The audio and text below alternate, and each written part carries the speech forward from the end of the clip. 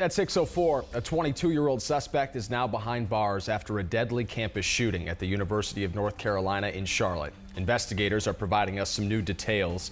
They say Tristan Terrell opened fire with a pistol yesterday inside a classroom during student presentations. 2 people were killed, 4 others were injured. Terrell is a dropout who attended UNCC last semester.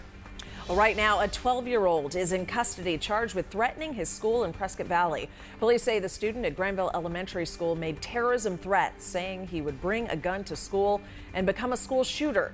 He is now booked at the Yavapai Juvenile Detention Center for terrorism threats and intimidation charges. Hacienda Healthcare has its license back. Governor Doug Ducey signed legislation into law last week that requires Hacienda Healthcare and other similar long-term care facilities to be licensed by the state.